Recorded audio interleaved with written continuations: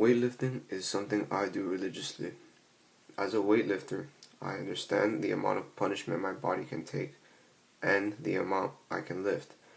The form of friction being shown in this picture is static, and it is helpful because if I can't lift the weight, I know it is too heavy for me, and it will stay in its position. If it were not for this, I would lift the weight from its position, then drop it on myself, causing severe injury. Riding involves a different form of friction. This friction is called sliding friction. This is helpful because it allows me to have control over what markings I make on my paper. If it were not for this friction, I would try to express my sentences, but the pen would continue to run ink messily over the paper without any control, making my handwriting illegible.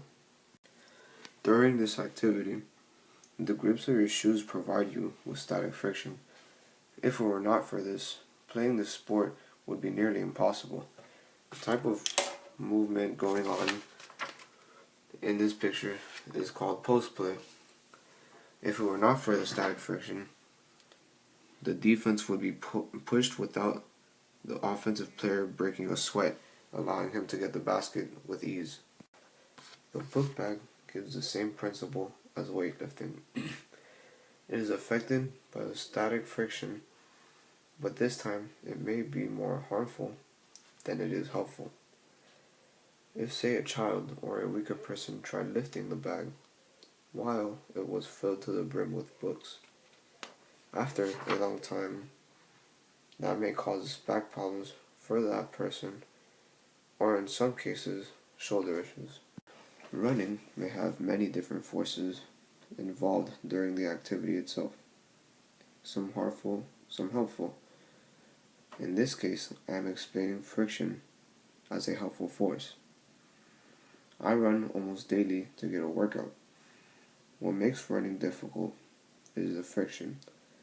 In this case, fluid friction. Your legs are being exercised because you are pushing to pick them up and fight against the air.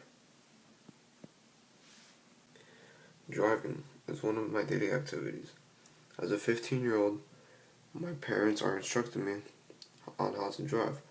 Soon I will be driving myself, and it is important that I understand how the brakes in my car function. When I come to a halt because of a red light, I press the brakes, which closes on the cap, slowing down the wheels from sliding to static friction.